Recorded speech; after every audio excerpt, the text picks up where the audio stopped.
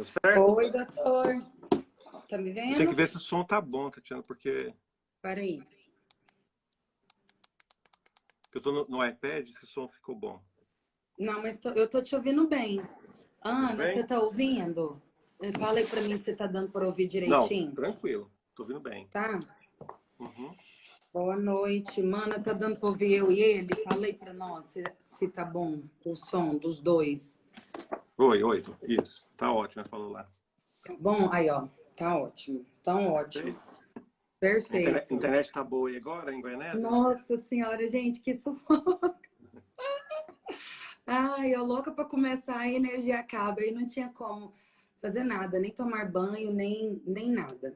Mas Mas isso graças acontece, né? essas coisas acontecem. Mas deu tudo certo no Não, aqui final. tô escutando bem você, tá? Tá escutando? Bom, tô escutando bem. Tranquilo. É, Gente, em primeiro lugar, eu quero aqui apresentar vocês, né? Para quem não sabe, esse é meu médico, Dr. Belchor. Ele é meu médico tem o quê? Mais de 5 anos, né? Mais, por aí. Tem Aham. mais, né? Acho que até quase 10 anos, né? Mais ou Se não menos. estiver beirando isso. Só tô esperando o neném, né? Oh, meu Deus. Ô, gente, aí começa. Então, assim, eu tenho um respeito por ele muito grande, pelo trabalho que ele desempenha, pelo profissionalismo dele. Então, eu acho que para falar sobre um assunto desse, uma pessoa como ele seria o ideal. Eu ia me sentir mais à vontade, né? Então, espero que vocês gostem. A gente deixa vocês à vontade para perguntas, né?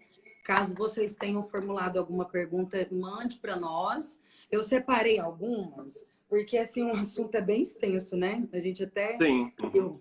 Eu, nós separamos algumas, muitas, que, na verdade, assim, a gente acha que não vai dar nem tempo de falar sobre todos. Que eu vi no Google que são assuntos que são mais pertinentes e são dúvidas, na maioria dos casos, né? Das pacientes que vão ao consultório. E aí, antes da gente começar, eu quero que o Dr. Bolchor se apresente, fale um pouco da sua formação, para o pessoal te conhecer melhor. Bom, primeiro eu quero agradecer a oportunidade, né, Tatiana, porque é muito importante isso que você está fazendo agora, né? Assim, nesse momento que a gente está vivendo, quanto mais informação que a gente tem, informações reais, né, sem fake news, então é importante para você passar para os seus seguidores, para os seus clientes, para as meninas que te acompanham lá na escolinha de balé que você tem, né? Meu nome é Belchor, sou médico, minha formação é basicamente ginecologia e obstetrícia, né? Já tenho, assim, muitos anos de formado, então tenho uma carreira, assim, de 30 anos já praticamente, né? Muitos partos, muitos pacientes nas costas. E eu sinto honrado pelo que você falou, né? A gente se conhece há mais ou menos, acho que de uns 5, 6 anos mais ou menos. É uma paciente, assim, que tem um carinho muito grande, principalmente assídua, né, Tatiana? Isso é muito importante. Por isso que é interessante a gente conversar sobre saúde da mulher, né? Porque você é um exemplo de saúde, né?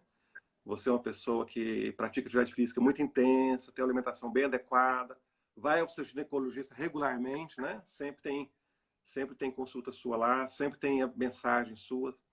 Então é importante a gente conversar sobre vários temas. Quando a gente fala em saúde da mulher, a gente aborda muita coisa. Então, você falou que você foi ao Google, pesquisou o que as mulheres mais Pergunta. vão ao consultório do ginecologista. Então, basicamente, a maioria, a grande parte, vai por consulta de rotina, que a gente chama de rotina de prevenção, né? Então, a maioria vai, basicamente, fazer um preventivo. Algumas mulheres vão por alguma queixa, né? Então, a gente tem queixas variadas, sendo que as mais importantes são corrimento, dor pélvica, desconforto das relações sexuais, que são as mais frequentes, e grande parte, hoje em dia, nos procura para preocupar com anticoncepção. Outras, estou vendo até um exemplo, uma pergunta aqui sobre menopausa, né? Então, o ginecologista nada mais é do que o clínico da mulher. Então, às vezes vai um paciente no meu consultório com uma dor no pé, por exemplo. Ah, mas o que tem a ver ginecologista com dor no pé? Mas a gente vai e sempre olha essa paciente com carinho e encaminha essa paciente, né? Então, eu sempre brinco, né? O primeiro médico que a mulher vai, por qualquer queixa, é o ginecologista. Mas a maioria realmente é aquilo que a gente conversou anteriormente, né? Ela vai principalmente para fazer prevenção E essas queixas gerais, e a gente comentou alguma coisa sobre contracepção, né? Sobre o uso de anticoncepcional, o uso de métodos para evitar a gestação, né? Então, estou à sua disposição. Que você quiser Então, tá. abordar um assunto, Ô, a gente aborda. Elisete, Eu falo muito, viu? tá. Eu até anotei sua pergunta. Na verdade, eu não conheço essa síndrome. Síndrome de SAF? É assim, doutor, que fala? Sim, sim. Isso é uma coisa muito nova. Então, por isso que você não conhecia. A SAF, que é uma síndrome chamada anticorpos antifosfolipídios, nome muito nome completo, né? Complicado, né? Mas é uma síndrome que hoje em dia está muito na moda, sabe, Tatiana? Assim, tem muitas mulheres que têm abortamentos de repetição ou que têm gravidezes complicadas, com pressão alta, e que, quando você vai pesquisar, tem essa síndrome que a gente chama de SAF, tá? Mas é uma síndrome muito complexa e de muito difícil diagnóstico. Mas por que ela comentou isso? Hoje está muito na moda algumas gestantes, principalmente aquelas que têm aborto de repetição, usar o anticoagulante, né? O famoso anticoagulante chamado Clexane, que é caríssimo. Então, assim, quem me perguntou sobre essa síndrome, Elisete. Elisete, então, assim, é uma síndrome que tem que ser muito bem pesquisada, sabe? Porque ela causa aborto de repetição. Então, se você tem caso de aborto de repetição, 2 ou mais abortos, aí tem que procurar um médico para pesquisar essa síndrome. Só que essa síndrome é extremamente rara. O que se faz muito hoje, Lisete, é que às vezes as pessoas usam muito anticoagulante, que a gente chama empiricamente, sem uma indicação precisa, entendeu?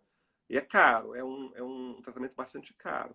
Então, se você tem dúvida ou se você tem alguma queixa de aborto de repetição, tem que procurar um médico, fazer essa análise, essa avaliação. Mas é uma coisa muito nova, Tatiana, e assim, um tratamento muito complicado e muito caro, tá? Mas a pessoa que tem essa síndrome, ela consegue engravidar? Sim. Eu tenho vários pacientes que tiveram abortamento de repetição, que depois que engravidaram, a gente descobriu a síndrome, nós tratamos a síndrome com anticoagulante e teve uma gravidez totalmente normal. Tá? Que Só que bom. é caro, né? Só que é uma gravidez porque o anticoagulante, ele vai custar na faixa de mais ou menos R$ 50 por dia. Se você Tem que tomar todo dia? computar os 9 meses de gravidez, né? É um tratamento extremamente caro. Por isso tem que ser muito bem indicado, entendeu? Tá? Ela até perguntou se eu trato isso, né? A gente pesquisa sim. Pode ser, Elisete. Então Aí você já achou seu médico. teria que fazer uma avaliação, né? Direitinho do caso dela, tá? Isso. Então, doutor, partindo para a primeira questão aqui, que o pessoal mais perguntou, qual o contraceptivo ideal? Aí, assim, ela está perguntando se toda mulher tem que tomar, se são pílulas, injeções, DIU de cobre, DIU hormonal, preservativos, como que funciona cada um? Isso aí a gente podia ficar aqui o dia inteiro conversando sobre isso, né, Tatiana? Assim, porque é um tema assim, bem interessante. Eu costumo dizer o seguinte: cada mulher, ou melhor até, né? Cada casal tem que escolher o método que mais lhe convém, certo? Com esse negócio de rede social, de mídia social que a gente está conversando, existe muita conversa, né? Existe muito Google, né? Assim, as pessoas hoje em dia têm aquela mania de pesquisar tudo no Google. Quando você pesquisa no Google, por exemplo, se você colocar anticoncepcional no Google, vai aparecer 1 milhão de informações. E muitas informações que não são corretas, são informações incorretas ou que não são verídicas, né? Então eu falo assim, todo método, Tatiana, tem seus benefícios e seus efeitos colaterais. Então qual que é o melhor método? Aquele melhor método que a mulher escolhe e tem a consciência de que ela vai se dar bem com o método. Por exemplo, vamos dar um exemplo bem prático. Camisinha é um bom método anticoncepcional? Né? Sim, é um ótimo método anticoncepcional. Só que para ter efeito tem que usar, entendeu? Então o que muitos casais fazem? Ah, eu vou usar camisinha. Mas aí vai lá, faz tudo, na hora que vai gozar, põe a camisinha, por exemplo. Aí não adianta. Então, assim, para você usar corretamente, tem que usar a camisinha com toda a relação sexual. A pílula é um bom método? Excelente método. Só que tem que tomar todos os dias, certinho. O DIU é um bom método? Excelente método. Então, assim, o método é o que a mulher se adapta melhor a ele. Qual que é a diferença entre o DIU de cobre e o DIU hormonal? Sim. Isso que a gente comentar com você. Então, assim, basicamente, um resumo bem rápido, a gente pode dividir os métodos em hormonais e não hormonais, correto? Então, por exemplo, os métodos não hormonais, entra aí, por exemplo, a camisinha, o método não hormonal, que eu falei para você, é seguro? É seguro, mas, né, homem tem que usar, né? E homem não gosta de usar, você sabe disso. Por exemplo, método hormonal. Por exemplo, o que o pessoal faz muito, coito interrompido, né? Tirar antes da hora. É um método que dá resultado altamente, alto índice de falha. Então, não compensa usar.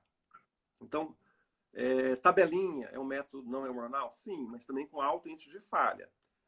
Os métodos hormonais, basicamente, a gente tem a pílula, a gente tem a injeção, a gente tem um DIU chamado Mirena, que é um DIU que tem hormônio, né? A gente tem os implantes que a gente põe no braço da mulher. Então, todos esses são os métodos hormonais. Qual que é a grande vantagem do método hormonal? Chama-se segurança. Quando você compara, por exemplo, uma pílula anticoncepcional com, por exemplo, uma camisinha, qual que é mais seguro? Com certeza, a pílula anticoncepcional. Então, a mulher, para optar por um método, o que ela vai ter que fazer em primeiro lugar? Ela tem que saber o que ela quer. Eu quero uma segurança, então tem que usar um método que tem alta segurança. No caso, o que tem alta segurança? Principalmente os métodos hormonais, seja pílula, seja um implante, seja um DIU Mirena, certo? Não, eu não quero usar hormônio. Então, qual que é o método que não usa hormônio, que tem alta segurança? O DIU de cobre. Então, assim, o uso do método vai depender muito do perfil daquela paciente, do que ela quer. Então, a primeira coisa que ela tem que colocar na cabecinha dela, qual que é o seu desejo de ter filho? Eu não quero ter filho de jeito nenhum. Então, vamos usar o método que seja seguro. Os métodos mais seguros que existem são os métodos hormonais. Olha, Belchior, eu quero ter filho, assim, sei lá, tanto faz, sabe? Aquela coisa assim que não tem aquela segurança muito grande. Não, então a gente pode optar por um método que não seja hormonal. Mas, basicamente, a gente vai pesquisar segurança do método, que é o principal indicação. Segundo lugar, os efeitos que esses métodos vai ter no corpo da mulher, certo? E terceiro, o uso correto, que é o importante. Não adianta nada eu passar uma pílula para uma mulher e ela não tomar direito, não concorda comigo? Vai Olha, dar nada. vou passar uma pílula para você, a pílula é muito segura. Aí ela chega no final do mês com a cartelinha dela lá, assim, ó, você lembra da cartelinha de pílula? Tem umas 4 pílulas faltando, então quer dizer, passando, aliás, né? Então ela não tomou direito. Adianta, então, usar por exemplo, o anticoncepcional? Não adianta. A injeção, mesma coisa. Tem que sempre tomar a injeção no período certo. Então, adianta se ela não tomar a injeção no período correto? Então, assim, eu costumo dizer o seguinte, Tiana, para todas as pacientes, que não existe um método que seja melhor ou pior. O método que ela vai escolher que é o melhor para ela. Então, a gente tem que, qualquer pessoa que vai ao meu consultório, nunca usou nada, quer usar alguma coisa, eu ponho para ela as vantagens e as desvantagens de cada método. E ela vai decidir. Ela junto com o parceiro dela de preferência, né? Acontece muito, Tatiana, hoje em dia, que existe alguns grupos, principalmente de rede social, né, de mídia social, que estão tendo muita restrição com anticoncepcional. O pessoal tem visto, a gente tem visto isso muito no consultório. Muito, Então, assim, é o que eu falo, assim, as redes sociais têm uma vantagem, a gente está conversando numa rede social, isso é muito bom, né? A gente está colocando informações. Mas também você publica muita informação que não é real. Então, por exemplo, se você monta um grupo de WhatsApp, um grupo de Instagram, um grupo de Facebook contra o anticoncepcional, que isso acontece, né? Você sabe disso. Então, vai ter muitos milhões de seguidores. Então, esses seguidores vão estar o quê? Mal informados. Então, vai ter nesse grupo um monte de trabalhos, entre aspas, né? Mostrando as desvantagens da pílula. E a mulher, muitas vezes, fica com medo de usar a pílula, não correto? Concorda comigo? concordo. Então, Eu fui uma. não é? Então, assim, o principal é procurar o ginecologista, perguntar para ele. A gente conhece os efeitos colaterais, a gente conhece os malefícios de qualquer medicamento. Então, chegar para o ginecologista e sempre conversar com ele, para ele explicar qual que seria o método mais ideal para você. Mas eu volto a dizer, não existe um método que seja melhor. Todo método tem as suas vantagens e as suas desvantagens. E quem tem que responder qual a vantagem e desvantagem não é o Google, né? Não é É o o médico. WhatsApp do Instagram, é o médico, né? Que é o principal. Certo? Doutor, teve uma moça, deixa eu só ver aqui, ó. A Lorali. Lorali, isso. Quais os reais riscos de gravidez para quem é trombofílica e faz uso de anticoagulante por alteração genética? É o caso da SAF lá, que a gente comentou na primeira conversa nossa, né? Ah, tá, é porque Entendeu? chegou Então, depois. isso. A SAF é basicamente um tipo de trombofilia. Então, as pacientes têm que usar o mesmo medicamento que são os anticoagulantes, tá? No caso da paciente que tem uma trombofilia, no caso dessa moça que comentou com você, ela tem risco maior de fazer trombose durante a gravidez. E tem risco de fazer trombose na placenta, que é o grande problema, entendeu? Então, essa paciente tem risco de várias complicações durante o pré-natal. De aumento de pressão, do criança não crescer corretamente. Então, ela tem que tomar o anticoagulante durante toda a gravidez. E o anticoagulante não é aquele baratinho, ela deve tomar um mais barato. Um anticoagulante, no caso, é aquela injeção, é uma injeção que é principalmente cara, né? Aquela que eu falei para você, o Clexane, entendeu? Que é o Entendi. anticoagulante. Então, ela tem que tomar durante toda a gravidez. Nossa, então um dia sem tomar já pode fazer mal à gestação. Como é que é? Desculpa? Um dia sem tomar o remédio já pode fazer Não, mal é à gravidez, gestação. todos os dias tem que tomar uma injeção, Entendi. Tatiana. É uma gravidez Todos de os dias. risco. Uma gravidez de risco. Então, ela vai ser acompanhada pelo ginecologista obstetra e vai ser acompanhada também pela hematologista dela, no caso, né? Tá? Aí, sem ser aqueles sintomas que você falou, então eu só vou saber se eu tenho, se eu tentar engravidar. A gente não faz uma investigação de rotina em todas as mulheres. Por exemplo, você não tem nenhuma gravidez, correto? Você quer engravidar, eu Não. não preciso investigar, eu não preciso investigar você, entendeu? Eu só vou investigar aquelas pacientes que têm abortamento de repetição. Teve 2 abortos, 3 abortos, aí eu tenho que investigar a SAF e as trombofilias. Entendi.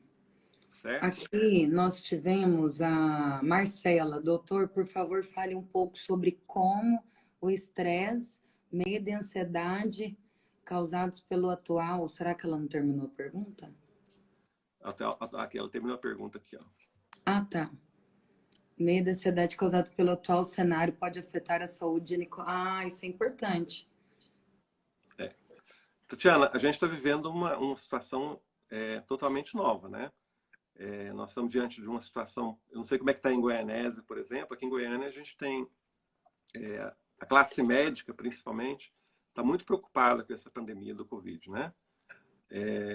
Quando a gente vai conversando com os colegas, nos grupos de WhatsApp, a preocupação é muito grande. Então, a parte ginecológica, basicamente, quem coordena ela é uma glândula no cérebro chamada hipófise. Essa glândula que é responsável por toda a questão ginecológica. E essa glândula está ligada diretamente ao cérebro, através de uma parte do cérebro chamada hipotálamo. Então, é muito importante essa questão que ela perguntou, por quê? Porque tudo que acontece na vida emocional da mulher pode, diretamente ou indiretamente, causar problemas ginecológicos, certo?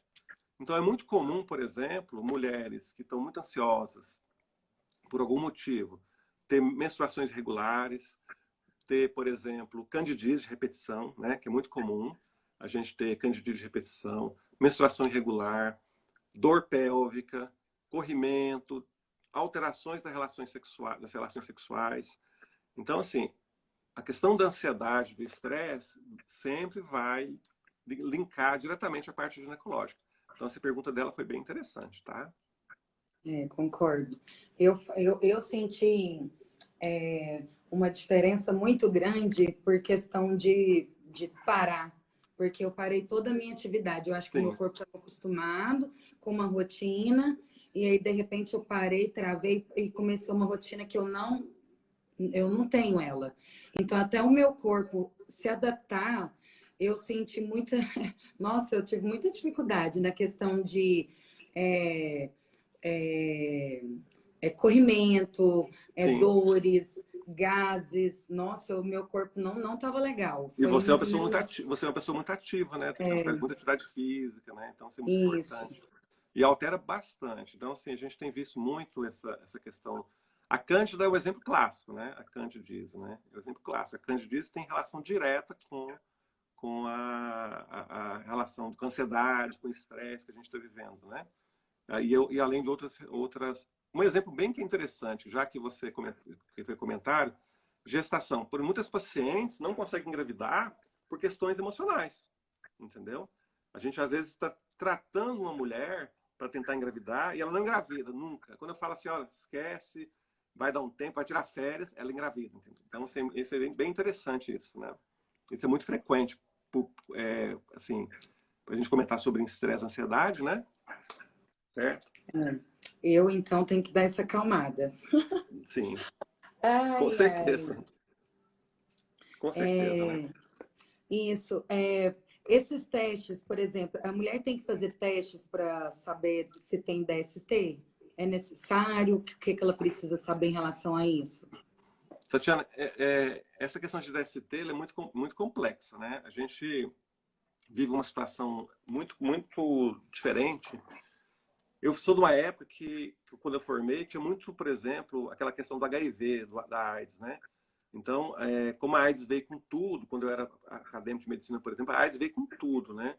Então, a gente viu muita morte, muitas pessoas com AIDS. E o que a gente percebeu? Que as pessoas começaram a se prevenir muito intensamente. Naquela época, assim, se observava muito o uso do preservativo, né? Uma campanha bem exagerada sobre o uso do preservativo. O que aconteceu nos últimos 5 anos que a gente observou? As pessoas deixaram de usar preservativo. Então, as pessoas, talvez por falta de conhecimento, ou talvez assim como o HIV hoje tem um tratamento, né, vamos dizer assim, né, entre aspas, né, a pessoa vive anos e anos hoje com HIV, as pessoas estão deixando de usar o preservativo, né. Então, as meninas, as garotas vão nas baladas aí, saem com os rapazes, e o rapaz não usa, ela não usa e transa assim mesmo. Na verdade, a gente não tem essa rotina de fazer esses exames para DST. Normalmente a gente aguarda os pacientes mais com sintomas. Então o paciente chega para você com um sintoma, por exemplo, de um corrimento vaginal com mau cheiro, um corrimento vaginal com dor, ou um corrimento vaginal, ou então uma verruga na vagina, ou então uma lesão vaginal. Aí a gente faz a pesquisa. Ou às vezes, quando você observa que a paciente é de risco, né? Às vezes é um paciente que é adolescente, tem muitos parceiros sexuais, ou mesmo quando a paciente pede, olha, quero fazer uma avaliação de DST, por exemplo. Aí a gente pede.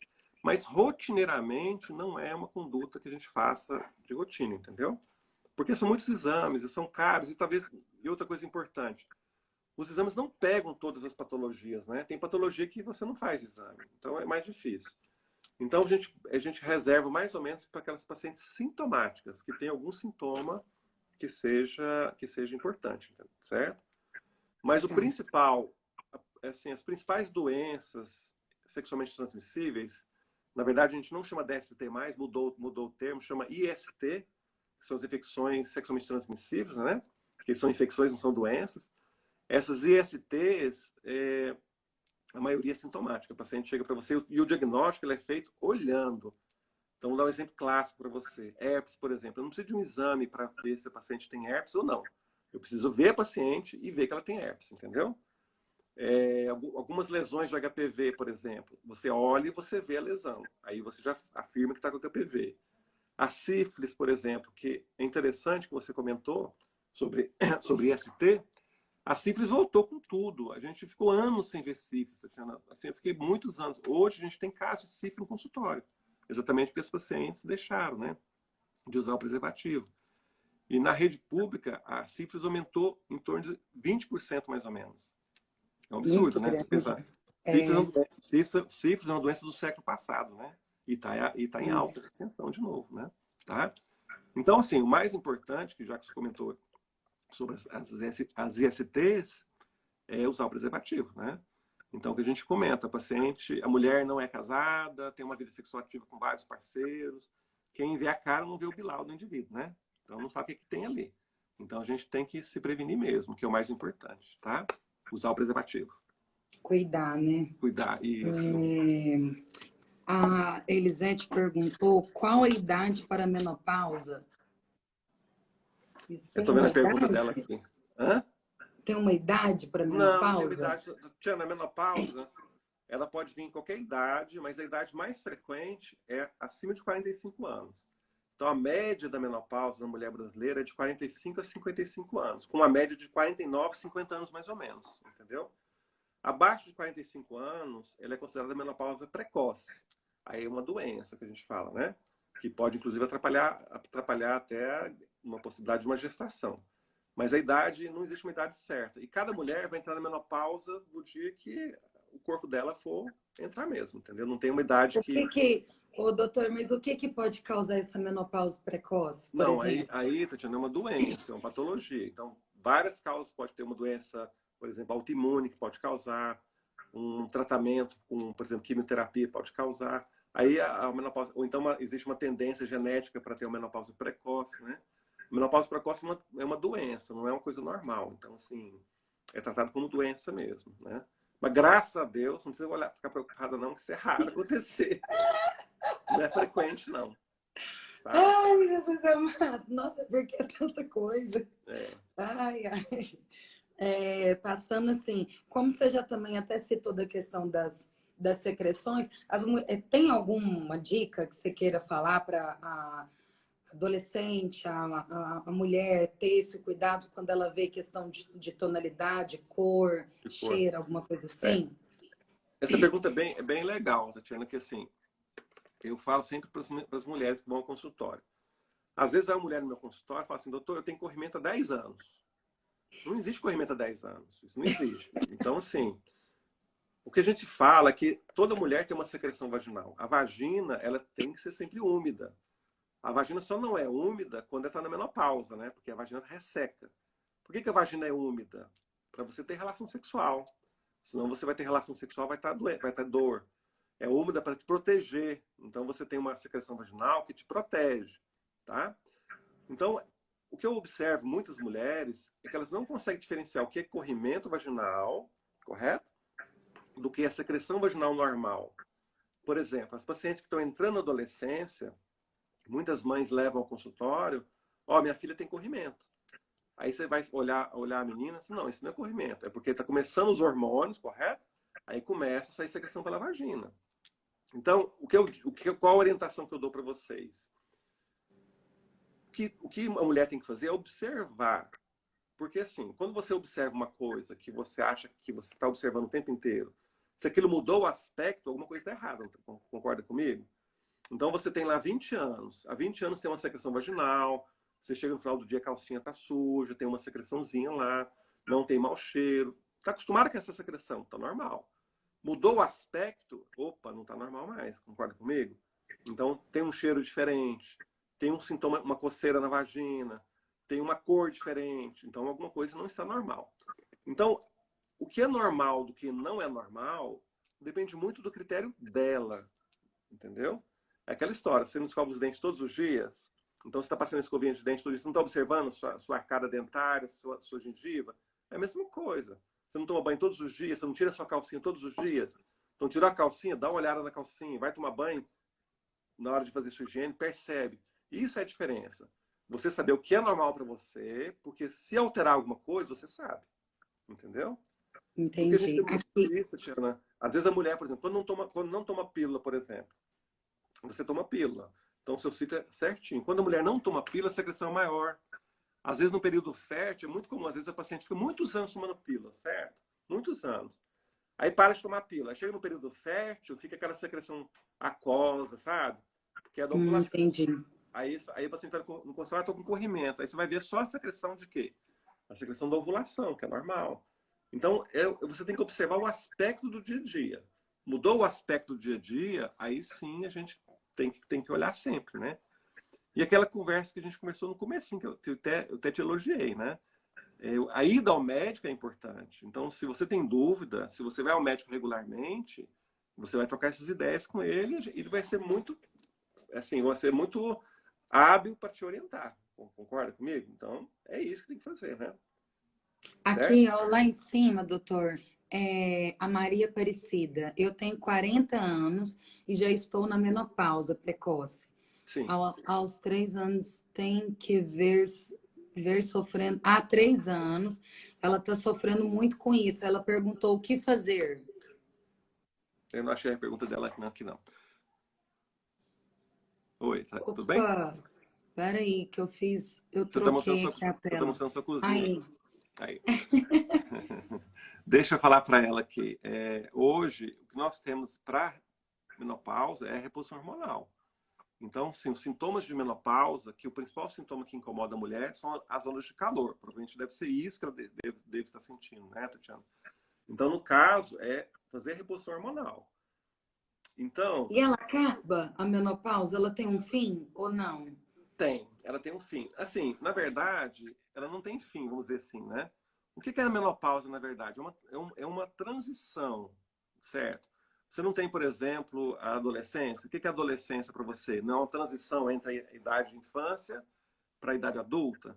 Então, a Uhum. menopausa é essa transição da mulher para a idade, a velhice, vamos dizer assim. Então, essa transição, lógico que ela passa, mas ela fica algumas sequelas dela, algumas consequências a longo prazo. Então, a consequência a curto prazo mais importante seria o quê? Seria as ondas de calor, que provavelmente ela deve estar incomodando muito, porque realmente incomoda muito a mulher. E para essas ondas de calor, nada melhor do que a reposição hormonal, certo?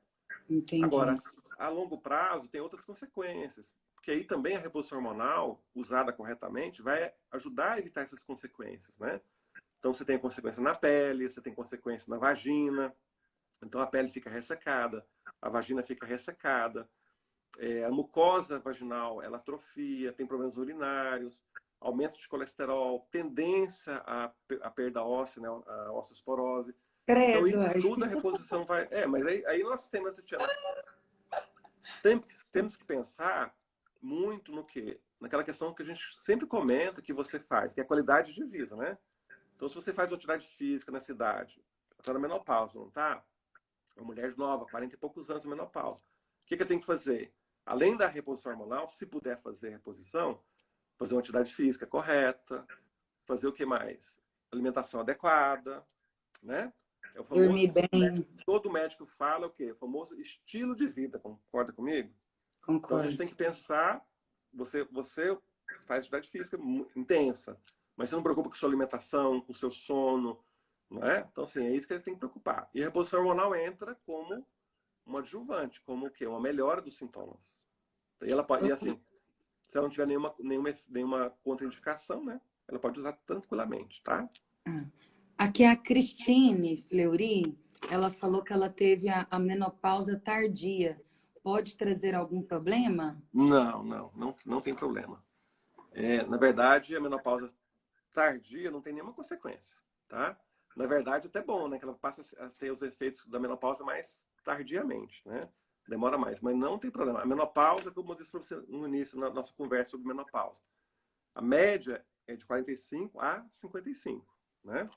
Ah, mas 56, 57, 58, não tem problema. Só que ela vai continuar menstruando, né? Mas ela não tem Ah, tá. também as consequências, entendeu? Não tem. A idade da menopausa não tem muito valor do ponto de vista médico, a não ser que seja para a reposição de hormônio, entendeu? Tirando isso, tranquilo. Não, tirando isso, tranquilo, né? Ah, quanto tempo dura o período fértil? Essa pergunta é difícil, né? deixa, deixa, deixa eu comentar uma coisa para você. Na nossa evolução, né, que a gente saiu do lado do macaco, não sei se a gente acredita nisso, né? A gente evoluiu e a mulher perdeu uma coisa que os outros animais todos têm, que é o cio, né? Então, por exemplo, se você pegar uma gata, uma vaca, uma cachorra, tudo tem cio. Então, você vê que elas têm uma relação sexual bem naquele período que seria o período fértil, entre aspas, né? Então, a mulher não tem isso, né? A mulher não tem esse período que é o cio dela. Então, é muito variado. Então, o período fértil depende muito da mulher, depende muito de quanto tempo, qual que é o período menstrual dessa mulher. Normalmente ele dura na faixa de uns 3, 4 dias, mais ou menos. Mas não tem como a gente avaliar, assim, quando vai ser o período. É muito difícil isso. Depende de cada mulher, entendeu? Entendi. Quer ver? Deixa eu correr lá para cima, porque tem mais. É, perfeito esse médico e tal. A menopausa falamos. Quanto tempo dura? É, a Sirlene, eu tirei o útero e tô sofrendo com a coceira na vagina. É normal? Não tem nada a ver, Silene. Tem que saber o que está acontecendo com a sua vagina, né? Uma coisa não tem nada a ver com a outra. Então tem que avaliar, fazer um exame ginecológico bem feito para saber por qual motivo está tendo esse coceira na vagina, né? Se é uma cândida, se é uma ferida na vagina, tem que olhar. Então, Então assim, não tem tem que nada a ver uma averiguar. coisa. Assim, não tem nada a ver uma Entendi. coisa com a outra, né? É, obrigada, excelente profissional, a Núbia, que bom, obrigada, Núbia. Fernanda, infecção urinária constante numa mulher que está na pré-menopausa, ou indicada procurar um ginecologista? Quem perguntou? A Fernanda, né? Perguntou? Foi. Deixa eu ver. Isso, Fernanda. Eu não estou achando as perguntas. Fernanda, infecção urinária em mulher é uma situação muito frequente, né? A mulher tem uma situação anatômica que é peculiar. Ela tem o canal da vagina, o canal do xixi, né? No caso, a uretra, muito próximo da vagina e muito curto, né? Eu sempre, quando vou conversar alguma coisa sobre uma infecção urinária, eu falo que a diferença do homem para a mulher é que o canal do homem passa no pênis inteiro, né? Então, o tamanho da uretra do homem depende do tamanho do pênis. Na mulher, não. O canalzinho é pequeno e está dentro da vagina, né? O buraquinho está lá, próximo do canal da vagina. Então, a infecção urinária é muito frequente na mulher. A gente fala que mulher, normalmente, tem até 3 infecções por ano, dependendo de cada mulher. Então, e a menopausa, que a gente comentou anteriormente, ela causa um pouco de atrofia. O que significa isso? A pele do canal fica muito fininha. E isso propicia mais infecção urinária ainda, assim, mais, né? Então, normalmente, nesses casos como o seu, é melhor procurar um ginecologista, correto? Para ver se tem necessidade ou de fazer ou não uma reposição hormonal, né, Tatiana? Porque se fizer reposição hormonal, deve melhorar isso também, tá? E se não puder usar uma reposição, a gente tem reposição só de uso vaginal. Então, ela pode passar a reposição só da vagina dela, Entendi. que deve melhorar bastante esses efeitos, Esses sintomas. esses sintomas de infecção urinária de repetição. Com certeza. A Núbia, ela fez uma retirada de aderências em minha laqueadura em 2012. Ah, você fez nela, na Núbia. Tá. Uhum. Isso, eu tô vendo a carinha dela aqui. É sua paciente. Uhum. Ó, que bom. Ótimo. Isso é bom, Núbia. Uma parceira nossa aqui. Dando continuidade, doutor, aqui está falando sobre a questão da tireoide. Hipotireoidismo e hipertireoidismo. Sim. Assim, Tatiana, essa questão do hiper ou do hipotireoidismo, na verdade, na maioria das vezes quem faz o diagnóstico é o próprio ginecologista, né? A paciente raramente procura o endocrinologista para falar que está com hipo ou com hipertireoidismo. Na maioria dos casos, nós vamos fazer os exames de rotina e a gente pede os dosagens do hormônio da tireoide. Porque a maioria das pacientes que tem hipo, o hipo é a diminuição dos hormônios, correto? São pacientes assintomáticas, ou seja, elas não sentem nada. Essa história, você deve ter escutado muito isso aí na sua escola, né? Ah, engordei porque estou com hipotireoidismo, né? Não tem muito isso, né? Demais. Isso. Mas aí você dosa, os hormônios são normais. Então, assim, na verdade, para o hipotireoidismo engordar, tem que ser um hipotireoidismo muito longo. O paciente tem que estar anos com hipotireoidismo sem tratar, entendeu? Então, na maioria das vezes, são pacientes assintomáticas. Ou seja, o paciente não sente nada, vai ao ginecologista, faz um exame de rotina e mostra que está com hipotireoidismo. Já o hipertireoidismo, ele é mais sintomático.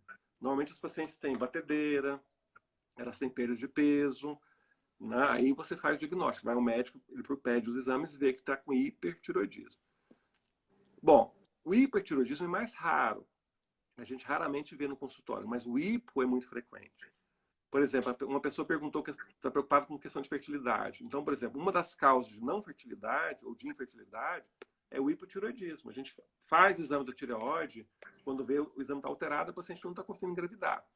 Então, na maioria das vezes, as pacientes vão ao consultório de rotina e faz diagnóstico, ou alguns casos bem específicos, o paciente não consegue engravidar, a paciente está com alguma alteração hormonal, você faz o diagnóstico.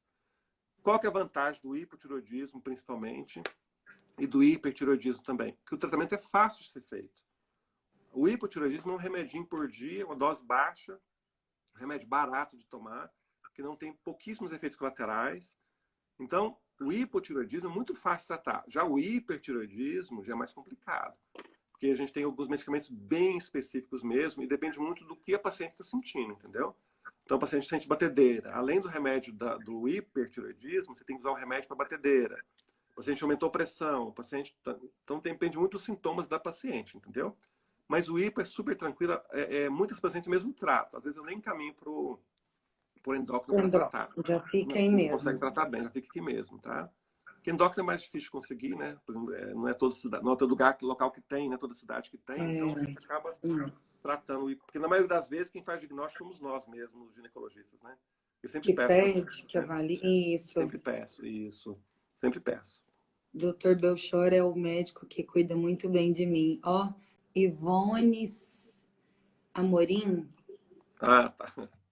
sua paciente. Ó, seus pacientes estão aqui firme e forte. Estão entrando aí.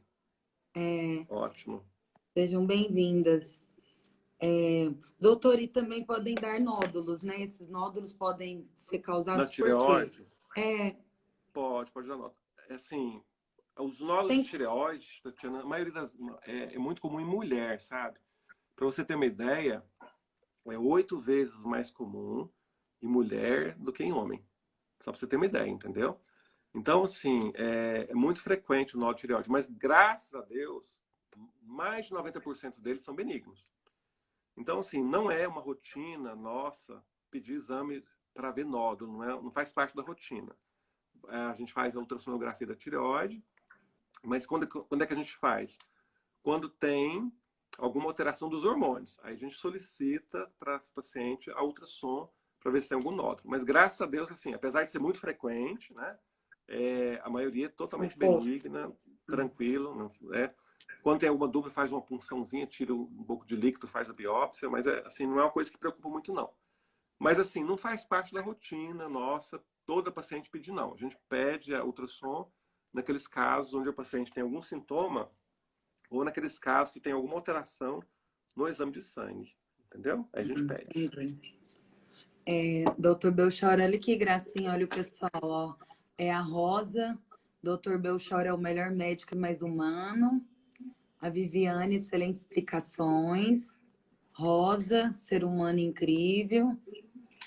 Trouxe ao mundo o melhor Meu filho presente, Davi. meu filho. Que lindo, que bonito. Isso é muito bom de ver, de ouvir. Ah, sim. Dando continuidade, doutor, aqui eu não lembro, mas a gente falou um pouquinho sobre, mas aqui está perguntando como lidar com um ressecamento vaginal. Essa pergunta é interessante também, Tatiana, porque assim, É, é uma queixa muito frequente, né? É assim, ó. A gente tem que avaliar a natureza ou a causa desse ressecamento vaginal, certo? Como a gente comentou a questão do corrimento, que a gente comentou antes, né? O ressecamento é uma queixa que tem uma certa frequência no consultório. Então, a paciente vai ter relação sexual, tem dor, porque a vagina está seca, né? Então, assim, primeira coisa que a gente tem que avaliar, qual que é a causa desse ressecamento vaginal? Por exemplo, a mulher na menopausa é uma queixa muito frequente. E a causa desse ressecamento na menopausa é o quê? É a falta do hormônio. Então, nesse caso, a gente poderia passar um hormônio para ela que a gente, com certeza, iria melhorar esse ressecamento. Uma outra causa muito frequente em paciente jovem é a falta de excitação sexual, né? Que a gente fala que, assim, para ter uma lubrificação adequada, o ideal é que tenha o quê? Um estímulo sexual adequado. E muitas vezes não se tem esse estímulo sexual adequado, né? Então, às vezes o parceiro está com pressa, né? Quer terminar o serviço logo, e aí o que acontece? Não espera ter a lubrificação adequada, que é uma causa muito frequente. Alguns medicamentos, por exemplo, o anticoncepcional, ele pode causar ressecamento vaginal em alguns casos, por exemplo. Então, nesses casos, por exemplo, que a causa é o anticoncepcional, a gente tem que ou trocar o anticoncepcional, ou, em alguns casos, passar um lubrificante para a mulher. Então, a gente tem hoje, no mercado, vários lubrificantes, vários hidratantes vaginais que podem amenizar esse sintoma. Mas, basicamente, os principais causas são essas três. Ou menopausa naquela mulher mais velha, ou na mulher mais jovem, uma diminuição da excitação sexual, que pode ser melhorada através de quê? Conversar com o parceiro para melhorar aqueles inícios, né? Os pródromos que a gente fala, né? Os carinhos, tudo. E se for a causa, por exemplo, anticoncepcional, ou a gente muda o anticoncepcional, ou troca. Em alguns casos, a gente usa mesmo lubrificante vaginal, tá?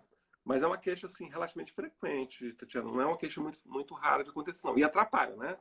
Com certeza, a mulher com a vagina seca, ela vai ter dificuldade de ter prazer numa relação sexual, concorda? Então, isso é importante, tá? Certo? A Marcela está perguntando como fazer o controle da libido com a impossibilidade de reposição hormonal. Nossa, é difícil.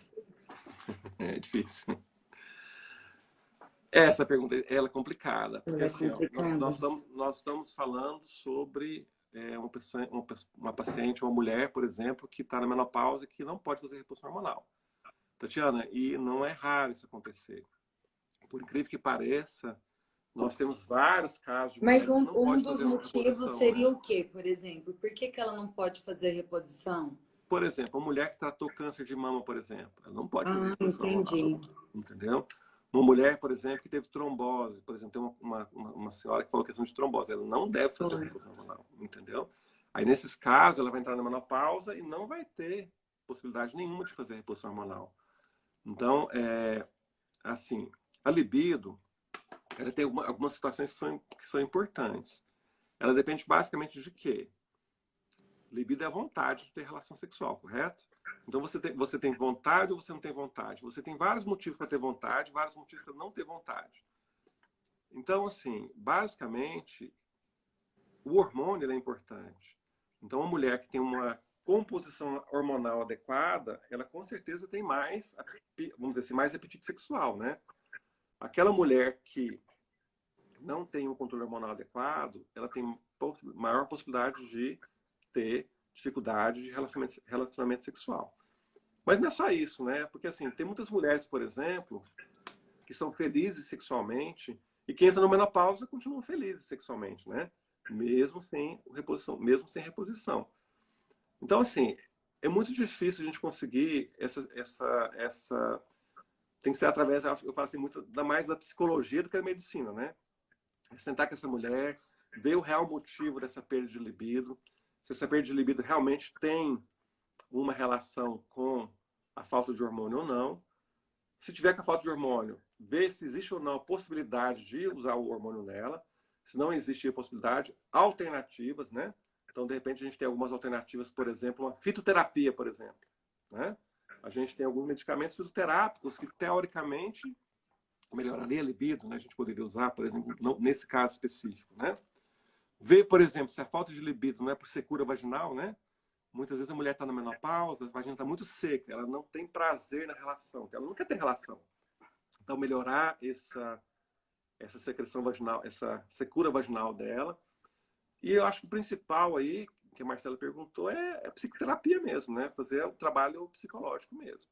Que é o mais, se não pode fazer uma reposição hormonal, é o trabalho psicológico mesmo, psicoterapia mesmo.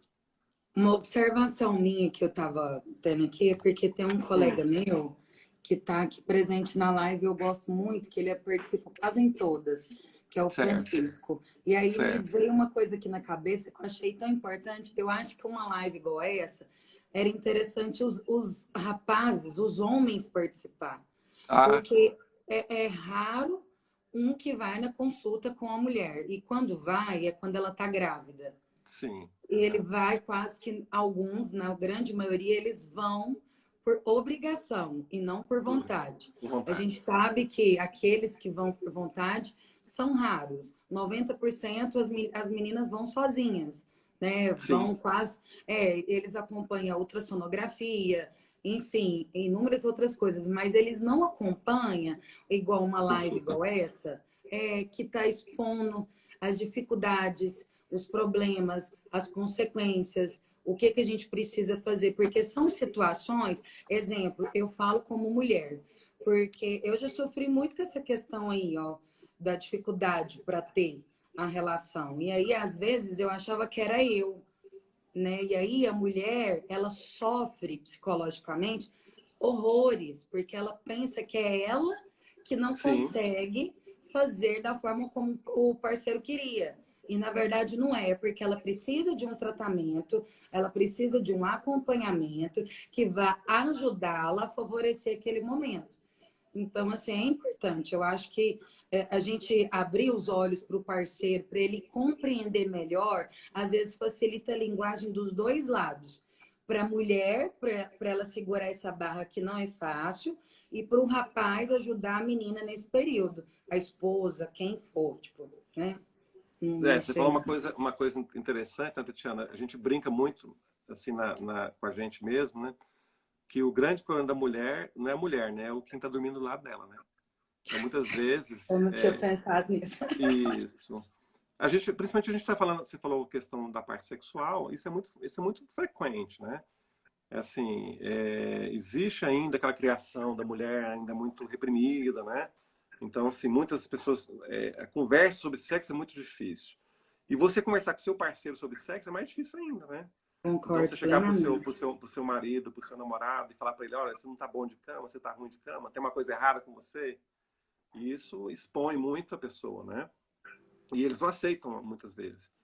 Então, essa questão de ir ao ginecologista, isso é interessante, porque assim, não vão, a maioria não vão, não tem paciência, né? E não tem nem paciência para escutar as queixas, né? E às vezes vai alguns que é até interessante. Eu tenho um casal que você comentou comigo, comentou aí, que até a prevenção, ele fica do lado colhendo a prevenção. Do meu lado colhendo a prevenção, né? Então, assim, aí Ó, eu fico amor, assim, você tá ouvindo? será que não está constrangendo tanta mulher? Ele fica do lado, ele olha, ele quer saber onde que eu colho o material, sabe? Ele olha lá, aí leva as filhas, tem duas filhas pequenas, mal barata, as filhas ficam do lado olhando ele. Então, assim, você vê que assim, perde totalmente a questão da vergonha, né? De mostrar, de se expor, né? Então, assim, Tatiana, isso é uma coisa muito séria. As mulheres têm, às vezes, um pouco de dificuldade por receio do que o parceiro vai achar, se ele vai achar bom, se ele vai achar ruim, se ele vai, né? De repente, e a ida ao consultório, talvez muitas mulheres preferem ser um marido porque elas podem se abrir mais, né? Se soltar mais, né? Isso, elas podem se abrir, elas podem conversar mais, elas podem ter mais, assim, liberdade com a Liberdade. gente. Exatamente. Não liberdade, falando liberdade de você conversar com o médico, né? E, assim, o fato de você, às vezes, ser homem, às vezes, dá uma abertura um pouco diferente, né? Isso eu percebo no consultório. Ah, é o médico ginecologista, mas, assim, acaba que elas conversam mais abertamente, porque, sabe, ele não sabe direito, acaba que essas coisas pessoais, né? Então, essa convivência, ela é muito interessante. E você falou uma coisa interessante. Infelizmente, eles não participam, não querem participar, e a gente observa, assim, uma preocupação muito excessiva deles em não estar errados, né? Então, por exemplo, vamos pegar um caso prático. Se você pega um casal que tem uma infertilidade, quando fala assim, olha, vocês são um casal infértil, primeira coisa que vem na cabeça, quem que é o problema? Da mulher, né? Não é assim que funciona? E eu sempre falo, olha, meu bem, é o seguinte, nós vamos investigar a sua fertilidade. Qual o primeiro exame que eu quero? Do marido, o espermograma. Ah, mas meu marido não vai fazer espermograma, então você pode ir embora, eu não vou tratar você. Você entendeu? Quer dizer, muitas pessoas Entendi. vão tratar a infertilidade, o marido não faz nem um espermograma, que é um exame simples de ser feito. Mas isso é interessante. Eu acho que se abordar isso aqui, que você falou com o Francisco, seu colega, está até aqui na live aqui. Assim, a Ai, maioria ai. não vai, assim, a maioria não tem paciência. E assim, as abordagens com o parceiro, já tive experiência com isso, Tatiana, de às vezes a mulher, quando o parceiro sai, ela se sente mais à vontade para expor as questões, principalmente as questões ligadas ao sexo, né? As questões sexuais, elas são mais complexas e mais complicadas de ser abordadas. E nesse caso, geralmente o parceiro atrapalha um pouco, entendeu? E o que é mais Entendi. difícil, você falou que teve dificuldade, mas você nunca chegou um parceiro e explicou para ele a sua dificuldade, né? Então, assim, é que eu falo assim, muitas vezes o homem sabe tudo de sexo, né? Já transou com muitas mulheres, tal. Então, assim, ele é o professor, vamos dizer assim. Mas ele não percebe que a maioria das mulheres não estão satisfeitas, entendeu? Por vários motivos. Então, o que eu oriento, assim, aquela mulher que tem um parceiro mesmo, é o esposo, é o namorado, tem que conversar com ele francamente, né? Oh, você está tendo dificuldade? Por que está tendo dificuldade? O que está acontecendo? O que a gente pode melhorar no nosso relacionamento sexual, né? Porque faz parte do casal isso, né? Um casal não vive feliz se não tiver um bom relacionamento em tudo, né? Também na parte sexual. Mas assim, o Francisco deve ver que a mulher dele no ginecologista também, né? Ó, doutor, lá em cima, a Laís, extremamente importante e necessária essas explicações. Doutor é incrível. É, Rodolfo, na minha opinião, esta conexão ela deve ser íntima e construída desde a fase do relacionamento. Todo casal tem que se comunicar, principalmente intimamente. Então, ele deu uma Isso aí é opinião. o correto, né, Tatiana? Assim, o que a gente brinca muito, em quatro paredes vale tudo, entre aspas, né? Então, assim, o que vale, às vezes, muitas vezes, é uma boa conversa. Então, muitas vezes você resolve tudo numa boa conversa. E você consegue fazer isso, Tatiana. Eu acho que a mulher, ela é muito sábia nesse sentido, né? Ela consegue conversar sem magoar, sem chatear, né? Sem comparar, né? Porque o homem eu vejo assim, muita dificuldade na comparação, né? Às vezes você tinha um parceiro anteriormente que de repente dava um Uhum. prazer diferente, aí ele acha que você está comparando com o seu antigo. Não é isso. A mulher sabe o que ela gosta, ela tem o jeito que ela gosta. De repente, se ele mudar um pouquinho a chavinha lá, ele consegue fazer você ter muito mais prazer do que o outro, vamos dizer assim, né? Mas é Entendi. importante isso. Mas assim, a gente vê na prática que a maioria realmente não vai, às vezes vai por obrigação. Você comentou o negócio da gravidez, né? Às vezes, por exemplo, estou fazendo um ultrassom de uma gestante, o cara está no celular, no WhatsApp, não está prestando atenção, entendeu? Eu vejo muito isso, muito. Às vezes a paciente fica assim, a mulher fica assim, olha lá, meu bem, olha lá o neném, eles não olham, entendeu? Não tem paciência, acha ruim esperar na recepção, né? Ah, tá esperando, tá Nossa, demorando, nossa, aquilo é um tormento para eles, né? ai, eu concordo plenamente. É. Ah, tá demorando Doutor, demais. a Elisete está perguntando, deixa eu ver aqui que o nosso tempo, gente, está quase acabando. Deixa eu só comentar E a gente aqui. está concorrendo com o Chitãozinho Chororó ainda. Essa live vai ter que ter a outra live. É, Na minha opinião, o Rodolfo, né? O homem aprende errado, que, que sempre ou quase sempre é vendo um vídeo pornô. isso. Porém, a realidade é outra. São dois corpos em uma ação, às vezes sem se conhecerem individualmente. É mais ou menos assim mesmo, né? Que eu falei para você, o homem é o professor, né? Ele aprendeu aquilo, ele acha que que ele faz está correto, né?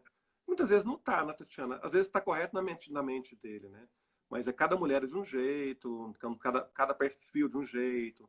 Às vezes a mulher gosta de uma coisa e não gosta de outra, né? E a maioria não fala, né? A maioria acata e fica por E isso é mesmo, né? mesmo, fica no silêncio, sofre Fica no calada, né? silêncio, fica calado. Então, É assim, porque, assim, eu falo igual, a minha geração, quem tem a minha idade, que eu tô com quase 35, é uma geração que veio de uma criação muito fria em relação a sim. esses contextos.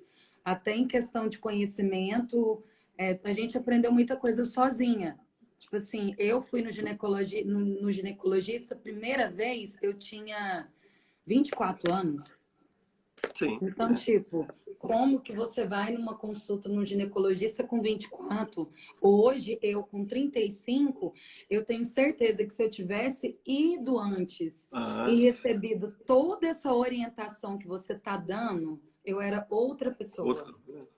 Sim. Outra pessoa. Então, assim, a dificuldade que a gente observa, e eu não tive isso de dentro de casa. Então, assim, óbvio, eles erraram? Não. Eu fui É a criada pelo meu criação, né? avô, é a criação, Ah, é a falta de conhecimento que eles também não adquiriram, né? Só que o que que eu observo? Beleza, eles não me deram, mas cabe a mim como mulher, como mãe e ou como atrás, né? ir Isso. atrás e Porque, passar mas esse esse é o conhecimento problema, para Tatiana. Nós estamos numa geração agora que está muito ligada à conexão, à internet, né? Então, as informações agora, elas vêm muito... São muitas informações. Então, a gente hoje está acostumado a ter informação 24 horas por dia, né? O que é muito grave também, porque às vezes você falar para mim, não, eu tive uma criação que não tive informação. Eu me informei sozinha depois de 24 anos. Agora a menina com 10, 11, 12 anos está com o celular na mão e informação 24 horas, entendeu? Então se perdeu muito o que é certo, o que é errado. Então eu vejo assim, muitas meninas hoje transam assim por transar, né? Né? Vou lá, tô numa balada, tomo um mezinho, né? Como a gente brinca e pronto, né? E aqui não sabe o que é realmente prazer que a relação sexual dá. Então, o que é uma relação sexual doutor, a saudável, né? nossa live, gente, a live vai acabar. Eu vou abrir outra, aí você entra. Tem 16 segundos. O Rodolfo até colocou que, na minha opinião, o homem aprende errado, que é sempre ou quase sempre. Ah, não, beleza, isso aqui eu tinha falado. O ideal é verbalizar para ambos irem se conhecendo e todos chegarem no portal do Sim. paraíso. Conectou? Deu? Conectou, doutor? Então, eu estou chamando o povo aí para a gente finalizar algumas perguntas. Acho Tá. que tem Não, aqui tá mais ótimo. umas. É porque acaba que lá na frente, quer dizer, lá atrás, nós falamos algumas coisas que estão bem aqui. ficou bem Mas legal. eu falei pra você que 1 hora não me dá tempo, né? Realmente. Você tem toda a razão. Mas é porque, assim, acaba que igual um momento igual esse aqui que a gente está tendo é tão raro, eu acho tão Sim. importante Uhum. que as pessoas precisam aproveitar uma pessoa que tem todo esse conhecimento que você tem para tirar as dúvidas, né, nesse momento. A Elisete, ela até entrou aí agora. Ela tinha perguntado na outra live o que ela poderia utilizar para aumentar a libido, a melhor companhia desta noite. Ela falou em fitoterapia, não foi isso? Parece que eu tinha olhado lá, Ah, não foi? foi, Elisete? O que você tinha perguntado? Que eu não recordo. Eu não lembro. Você Ela parece lembra, que ela doutor? falou fitoterápico, que ela me falou, parece, se não me engano, né? Porque aqui, ó, nas perguntas, deixa eu ver aqui, ó. Eu não sabia, eu vi isso no Google, porque eu nem Uhum, sei claro. também. Lá que eu te perguntei assim se a gente falava ou não sobre esse assunto. Que ele fala sobre mexer na aparência, que seria tipo plástica vaginal, cirurgias, laser e radiofrequência. Eu nem Certo. sabia que isso existia. Não? É uma Não. coisa aqui, ela colocou, a Lisete colocou fitoterápico, né? Que ela comentou que melhora a libido, certo? Era isso mesmo, tá. Isso. Tatiana, assim, ó, em relação ao libido, os medicamentos que a gente usa, basicamente, a gente tem usado a testosterona, em alguns casos, tá? Mas, assim, a testosterona, uma dose... Porque, assim, o pessoal você mexe com academia também, né? O pessoal usa muito testosterona aí para corpo, né? Então, tem usado muito, atualmente, a testosterona para corpo, para ficar bonita, sarada e assim por diante. Mas a gente pode usar em dose bem baixinha para aumentar a libido, em alguns casos, né? Bem específicos. E a gente usa muito medicamento manipulado, que chama tríbulos terrestres, que é um medicamento que é um androgênio, tá? Só que é natural, porque ela perguntou fitoterápico, né? Você tem que manipular, e no médico ele faz uma manipulação, tá? E você perguntou a questão de estética vaginal. Existe uma tendência hoje também, é questão de internet, a gente está comentando aqui, né? Sobre a questão da estética vaginal, né? Existem algumas cirurgias para melhorar a estética vaginal, existe o laser, radiofrequência, que você comentou. Do ponto de vista médico, o laser e a radiofrequência ele tem uma indicação muito específica, que são as pacientes menopausadas. Aquelas pacientes menopausadas com secura vaginal, que você não pode usar hormônio, que a Marcela tinha perguntado em questão de usar hormônio, né, que ela comentou anteriormente. Naquelas pacientes que não pode usar hormônio ou não quer usar hormônio, ou por algum motivo não usa hormônio, você pode usar o laser vaginal ou a radiofrequência, que melhora muito a mucosa vaginal para a relação sexual, certo? As pacientes menopausadas e que têm secura vaginal na relação. Nesse caso, sim, a gente pode usar a radiofrequência ou o laser. São muito bons tratamentos, tem um efeito muito bom, mas são muito caros, né? Então, uma sessão de laser hoje, você vai gastar na faixa de R$ 6.000, mais ou menos, são 3 sessões. A radiofrequência é um pouco mais barata.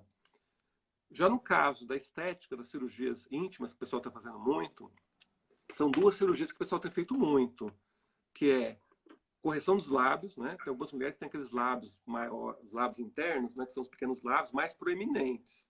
E elas acham que você, tirando um pedaço do lábio, vai melhorar a estética vaginal.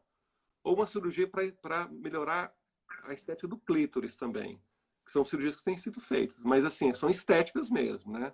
É só questão estética. E tem alguns casos, por exemplo, eu vejo muito, por exemplo, o cirurgião plástico fazer por exemplo, de tirar gordura, botar gordura na vagina, em alguns casos, né? O paciente menopausado que a vagina está muito murchinha, injeta gordura no pubis, ou tira a gordura do pubis, né? O paciente vai fazer, por exemplo, uma lipoaspiração. Aí fica aquela montanhazinha no pubis, aí vai lá e faz uma lipoaspiração naquele local. São os procedimentos estéticos que são mais feitos. Que a gente Nossa, conhece. eu não sabia nem que Então, tinha. Tô toda sim, atrasada. não, mas é porque não te faz diferença a estética, tá? Isso aqui Aqui, doutor, o Rodolfo lá atrás colocou assim, ó, segundo o assunto, no mundo de hoje, os adolescentes e pré-adolescentes têm tanta informação que sexo para ele é banal. E sim. eles não têm É o que a gente maturidade e conversou, né? responsabilidade para arcar com as consequências. É o que nós conversamos, quer dizer, hoje em dia é muito prático, né? Hoje tem muita informação, excesso, né?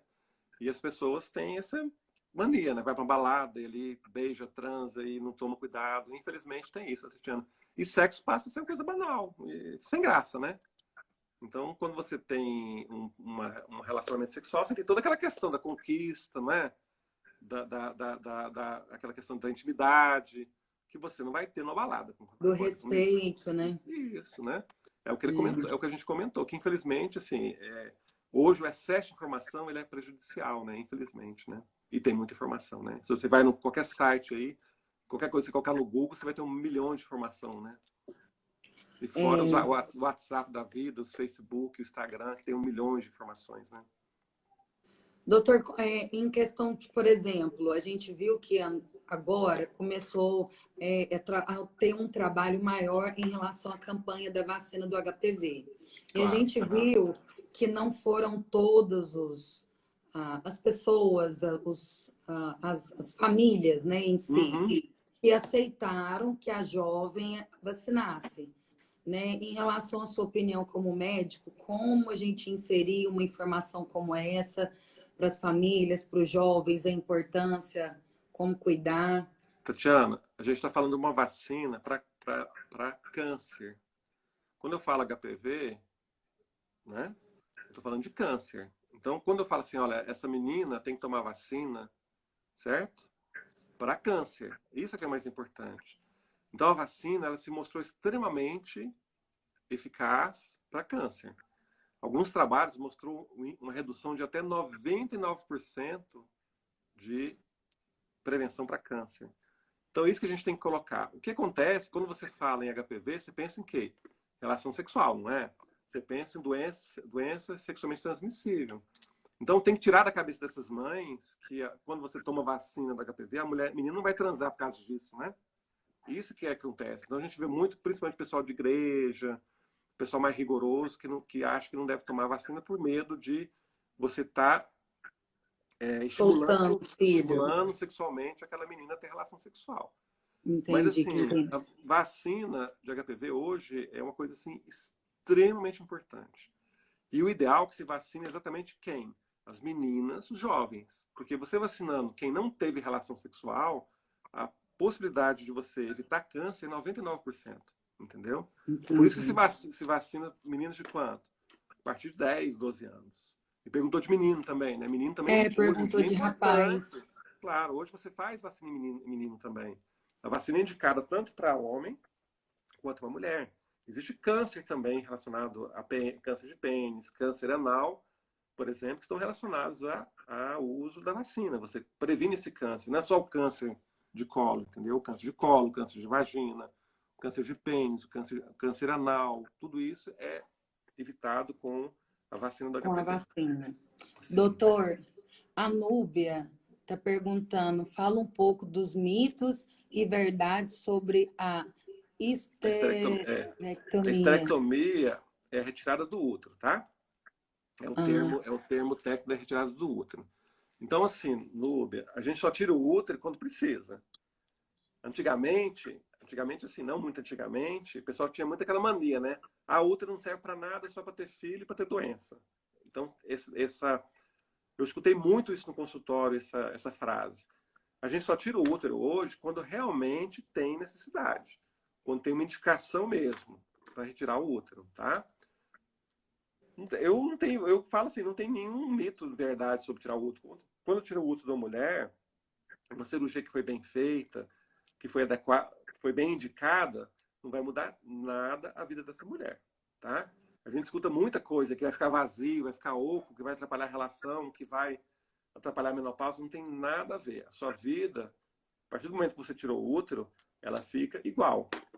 Com a única diferença que você não vai menstruar mais, tá? Então não existe nenhum mito, nenhuma verdade. Tira o útero quando tem necessidade e não vai mudar nada a vida dessa mulher. Certo? Vai ser normal, né? Mesma coisa, tá? Tá, deixa eu ver aqui da infertilidade. A gente falou principais causas da infertilidade? Não, acho que a gente comentou alguma coisa na outra live. A gente só comentou, não foi? Mas as causas não, né? Não, não. Porque aqui A tem um ca- tópico que fala sobre Sim, quais as mas principais. assim, rapidamente, Tiana, que são muitas causas, né? Mas assim, a gente divide em causas masculinas e causas femininas. Então, quando vai um casal no consultório com problemas de fertilidade, metade das vezes a causa é o homem, metade das vezes a causa é a mulher, tá? No caso do homem, a causa mais frequente é as alterações dos espermatozoides. Então, são mais frequentes. Então, você tem falta de espermatozoide, deficiência de espermatozoide, ou às vezes espermatozoide que não anda direito, né? Que a gente fala que não são móveis, né? E a outra causa, no caso específico da mulher, vamos dizer assim, a maior causa que existe é a causa hormonal mesmo. Então, tem ou um ovário policístico, ou ela não está ovulando corretamente, certo? Que são as causas mais frequentes, tá? E um ponto importante, que eu acho que merece um comentário, que muitas vezes você não acha causa. Então, mais ou menos em torno de 20 a 40% das vezes, você não acha nenhuma causa. Nem Que é do homem, nem da mulher. nem do parceiro, nem da mulher. É o chamado esterilidade sem causa aparente. Normalmente você faz toda a investigação e não acha nenhuma causa. Aí você tem que partir para essas técnicas de reprodução, né? Ou fazer uma inseminação, ou fazer uma fertilização, entendeu? Nesses casos. Nos casos que Entendi. você acha a causa, você vai agir na causa. Então, o parceiro tem um problema, então encaminhar para o urologista, ver a causa do problema. A mulher tem um problema, então você vai usar algum medicamento, por exemplo, para induzir a ovulação, que pode ser usado. Ou se tem um problema, você, de repente faz uma cirurgia, se for o caso. Então, depende do problema, né, que você vai agir, entendeu? Certo? Entendi. Mas é pelo menos assim, a gente já sabe que é um caso que a gente pode, né, obter Sim, recursos, né? Só sim. se for um Olha, é caso igual esse. muito difícil, Tatiana, hoje a mulher não conseguir engravidar. Muito difícil. Como eu falei para você, se você não tem um tratamento específico, correto? Vai para as técnicas, né? Inseminação e fertilização. Você consegue engravidar. A maioria consegue, são raros aqueles casos que não conseguem, né? Ou se não conseguir naturalmente, conseguir através das técnicas de fertilização, certo? A Carla está perguntando, doutor, quais as chances de uma gravidez quando se entra na menopausa? Não, é zero. Se for menopausa confirmada, é zero. Aí não tem chance. Não Porque tem. a menopausa é exatamente isso. Você não tem óvulos mais. Por que você entrou na menopausa? Porque você não tem óvulos mais, entendeu? Então, se realmente for confirmada a menopausa, não tem jeito. Aí não tem como engravidar Então, mais. se aparecer algum caso que engravidou na menopausa, ela não tinha entrado na menopausa. Não tinha entrado na menopausa. Não tinha. Foi diagnosticado errado, por Ou, exemplo, por né? exemplo, isso. Ela estava uma falsa menopausa, vamos dizer assim. Que a menopausa é exatamente isso. Ela não tem mais ovário, não tem óvulo mais. Por isso que ela entrou na menopausa. Então, se ela engravidou uma faixa etária mais velha e achava que estava na menopausa, não estava. Entendeu? Não estava. Entendi. Aí É foi isso, eu não sabia. É não tem jeito. interessante. É. Doutor, uma dúvida, porque esses dias a minha irmã teve uma forte dor, a gente achou até que era. Amor, como é que chama? Apêndice. Sim. E Uhum. era o que, amor? Era ovulação. Sim, pode ter alguns casos que Nossa, pode ela acontecer. quase É. morreu de muita dor aqui E, tem, nessa e tem, região. tem que ter cuidado, né, Tatiana? Que está no interior, o médico operar às vezes é errado, né? Isso Não, mas eles acontece. queriam abrir, Abrir ela. foi Isso. por pouco, só não abriu, Isso. porque o cirurgião do hospital, né, amor? Não deixou, enquanto ela Sim. não A fez a ultrassom, a tomografia. tomografia, isso. É. Nossa, mas assim, foi muito estranho, porque a Pode médica do acontecer. posto, Isso. todos os outros hospitais queriam abrir ela por causa disso. Falou, Pode não, acontecer. pode operar porque é apêndice. Ah, isso pode estar relacionado, por exemplo, essas dores? Não sei, é porque a gente viu no Google, né, amor? Com a endometriose? Não, Tatiana, assim, a dor da ovulação não tem nada a ver com endometriose. E Então, o uma que é coisa. endometriose? O que ela é? Não, a endometriose é uma doença, né? Onde você tem a formação de nódulos fora da barriga, desculpa, dentro da pelvis, né? É como se você tivesse uma menstruação e ela implanta em órgãos fora do útero. Então, implanta na trompa, trompa na pelve, trompa nos ovários. Isso que é endometriose, que é uma doença.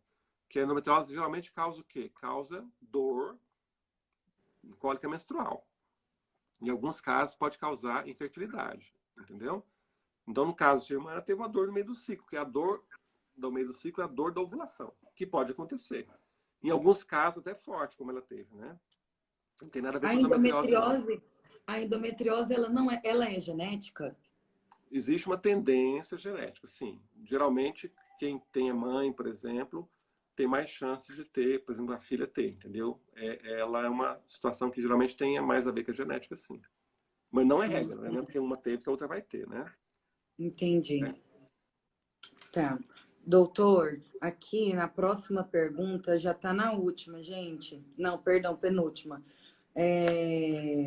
Ah, não, essa daqui nós falamos lá atrás, que a gente falou da candidíase, né? Da Sim. infecção urinária, então beleza. É a última. Foi do ovário policístico. Quais são os sintomas? O ovário policístico é uma doença hormonal, certo? Então, é uma paciente que tem geralmente o quê? Aumento de peso, irregularidade menstrual. Geralmente a mulher fica assim, menstruação atrasa. Então ela fica 40 dias, 60 dias sem menstruar. E em alguns casos pode ter muita acne no rosto, pelo no rosto, e em alguns casos infertilidade. Então é uma síndrome chamada síndrome de ovário micropolicístico, que tem todos, ou pelo menos alguns desses sintomas que eu falei para você, tá? É uma doença hormonal, está ligada aos hormônios. Então não tem nada a ver com o ovário, vamos dizer assim. A causa ela é uma causa indeterminada, a gente não sabe a causa dela. Como é um problema hormonal, né? Então o tratamento também é feito com hormônio. Então se a mulher não quer engravidar, a gente usa o quê? O anticoncepcional, correto? Se a mulher quer engravidar, a gente usa um remédio para induzir a ovulação dessa mulher para engravidar. Então esse é o tratamento básico do ovário policístico. Mas o principal fator do ovário policístico, é bom a gente comentar sobre isso, é o peso. Então o principal fator que melhora ou que piora o ovário policístico, isso já está muito bem, porque ele é considerado uma chamada síndrome metabólica, é o peso. Então se a paciente tem excesso de peso, qual que é o principal tratamento? Perder peso. Entendeu? Tem Entendi. muita questão da obesidade ligada ao ovário policístico. Nossa, isso é interessante, eu não sabia. Não fazia nem ideia. Eu não sabia nem. Isso. É porque, na verdade, a gente pensa que não, mas a gente tem muitas colegas que estão do nosso lado que Sim. passam por situações como essas e a gente não se interessa, Uhum. às vezes, saber sobre o assunto. É importante a gente saber, até Não, para e o ovário orientar policístico alguém. é muito frequente, Tiana, porque assim, o que é o mal do nosso século, né? Aumento de peso, né? Então a gente tem muito mais gente obesa do que passando fome, né? Você sabe disso. Então, assim, tem muito ligado a. Também bem ligado à questão do peso, tá? Então, o primeiro caso, o paciente chegou com ovário policístico, se tem excesso de peso, a primeira coisa que a gente fala é o quê? Perder peso. É o primeiro fator, tá? Entendi. Doutor, a Marcela está perguntando qual sua opinião sobre a mastectomia preventiva? Essa pergunta é complicada, né? É É, assim, ela é complicada porque quando é que você indicaria a mastectomia preventiva? Naqueles casos onde você tem um caso que você tem certeza que a paciente tem um câncer de mama familiar, por exemplo, você tem a mãe, você tem a irmã, você tem a avó que teve câncer de mama, e onde você faz um estudo genético desse câncer, que hoje em dia isso é possível ser feito, né? Onde você tem dois estudos genéticos chamados BRCA1 e BRCA2, que você faz análise genética dessa mulher. Se a análise genética estiver positiva, eu recomendo a mastectomia preventiva. Porque a chance dela ter câncer de mama é muito grande, entendeu? Aí a gente indicaria mastectomia preventiva. Não tem outro caso que eu indicaria. Então é só mesmo nesse caso específico, onde tem uma questão genética muito bem ligada. Então mãe teve, irmã teve, ou a tia materna. Então pelo menos dois casos muito próximos da família, que você faz a análise genética desse caso e a análise genética da positiva. Aí sim está indicado. E eu sou a favor de fazer. Naqueles casos que eu peguei que deu positivo, se a paciente veio perguntar, eu falo, é melhor fazer, né? Muitas vezes a gente pede o paciente para engravidar primeiro, por exemplo, né? Vamos supor, não tem filho, engravida primeiro, tem filho, amamenta, depois tira, né? depois faz. Sim, claro. sou um paciente mais jovem, né? Uhum. Mas Doutor, a Jane está perguntando quais os benefícios e malefícios do DIU. Mirena. ela colocou Mirena, né, Tatiana? Nós temos dois DIUs, né, que a gente tinha comentado no comecinho da nossa live aqui, que é o DIU de cobre e o Mirena. O DIU de cobre não tem hormônio, então é um dispositivo desse tamanhozinho mais ou menos, que a gente coloca ele dentro do útero da mulher. Então ele funciona como uma barreira para o espermatozoide. Então o espermatozoide entra em contato, ele é de cobre, e aí ele mata o espermatozoide, certo? E hoje em dia, além do DIU de cobre, tem um DIU que é chamado DIU de prata, que é muito semelhante, né? Além do teu cobre, tem um prata também. Aí ele tem o mesmo efeito. O DIU de cobre e o de prata não tem hormônios, então eles não têm efeitos hormonais, certo? Então, para quem que seria ideal? Para aquela paciente que não pode usar hormônio, que tem alguma contraindicação, ou aquela paciente que não quer usar, por algum motivo, né? O Mirena, não. O Mirena é um DIU, ele tem o mesmo, desse tamanhozinho também, o mesmo tamanho, só que ele tem hormônio na composição dele. Então, ele libera hormônio todos os dias. Então, eu brinco, eu falo que é como se fosse um anticoncepcional que, ao invés de você tomar, você põe no útero. Entendeu?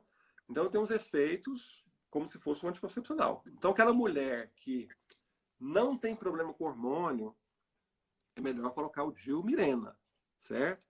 Porque o Mirena, além das vantagens dele, ele diminui o ciclo menstrual, ele diminui a cólica menstrual, diminui a tensão pré-menstrual, entendeu? Então, essas são as principais vantagens dele. As principais vantagens do Mirena. Que o DIU de cobre é o contrário. Ele aumenta o fluxo, ele aumenta a cólica. Então, aquela mulher que não tem problema com hormônio, o ideal é que coloque o Mirena. Aquela mulher que tem problema com hormônio, o ideal é que coloque o DIU de cobre ou de prata, né? São semelhantes. Qual que a gente deixa de menstruar? Quando Mirena. O é Mirena o não é difícil de Mirena. menstruar. 80% das mulheres que usam Mirena entram em amenorreia. O que é amenorreia? Não menstruam, entendeu? Mas 20% ainda continua menstruando. Esse é o Ah, problema, que às vezes é mulher que põe achando que não vai menstruar nunca mais, né? E continua menstruando. Ou às vezes a mulher põe e começa a ter muito escape, né? E mulher odeia escape normalmente, né? Aí é um dos efeitos, dos malefícios do Mirena que às vezes pode ter muito escape. Aquele sangramento interessante, eu não intermitente, sabia. o sangramento intermitente, né? Pode ter.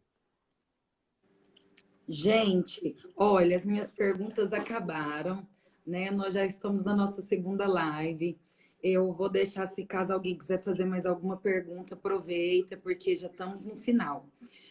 Aproveitando aí enquanto o pessoal fala, eu quero agradecer, né?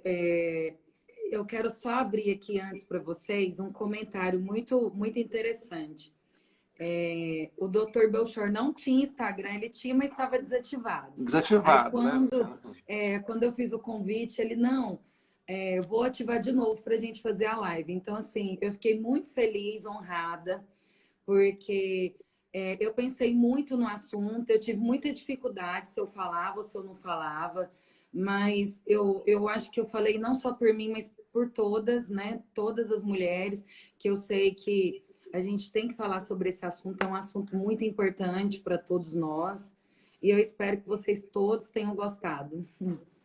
Não, eu que agradeço, assim, igual eu falei pra você, a gente tinha um pouco de dificuldade, tinha nessa questão da mídia social, né? A gente fica, assim, muito entre o seu desejo de passar conhecimento e a questão pessoal, né? A gente fica sempre nessa berlinda, assim, né? Às vezes se expõe muito à questão pessoal, né?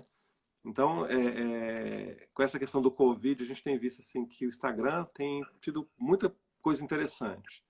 Na parte médica, todas as entidades médicas estão fazendo muitas lives no Instagram, está tendo muita aula sobre, principalmente a questão do Covid, né? Então, assim, foi uma oportunidade para eu reabrir exatamente para a gente participar dessa questão, porque realmente, assim, esse distanciamento social, né, tem feito que essa ferramenta que a gente está usando aqui seja interessante. Para a gente conhecer a pessoa, para a gente mostrar conhecimento, trocar conhecimento, né? Muitas vezes trocar conhecimento não. Então eu que agradeço a oportunidade. Então estou à disposição. O dia que você quiser fazer outro para a gente conversar, a gente está Ixi, aí. então já está marcado. Não, sim. Mas se Deus quiser, Ai, ai, vai acabar tudo, aí a gente vai voltar à vida normal, né? Se Deus ai, quiser. amém, Deus abençoa. Não, Quer sim, ver com lá em certeza. cima, a Carla, usei Mirena durante 12 anos, não tive nenhum malefício com ele. Ó, a Ótimo, Carla Elisa. teve sorte. Não, assim, a gente usa muito Mirena, Tatiana, muito bastante, né? É um método que a gente está usando muito hoje em dia, muito, muito mesmo. E a maioria das mulheres dão certo. Tem paciente que trocou 4 vezes o Mirena, já botou 4, já tem 10, 20 anos que usa e está super satisfeita. É uma questão que a gente conversou no começo, lembra? A questão do perfil da mulher, né? Tem mulher que se adapta muito bem ao Mirena. E aquela que tem uma que não se adapta, né? Então, é tentar para ver, né? Que ela quer, né? Que a gente conversou, É, entendeu? No eu se eu comecinho. conhecesse esse meio, né, eu com certeza não, eu acho, no meu ponto de vista, que eu teria feito mesmo. Eu ia ter colocado ele, não ia ter tomado durante tantos anos Sim. anticoncepcional.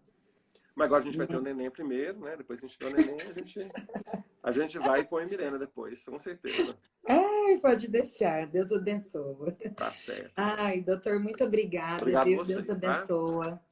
Obrigada às pacientes aí, todo mundo que assistiu. Fiquei muito feliz em ver que teve, né, tanta gente compartilhando aí opiniões, dúvidas.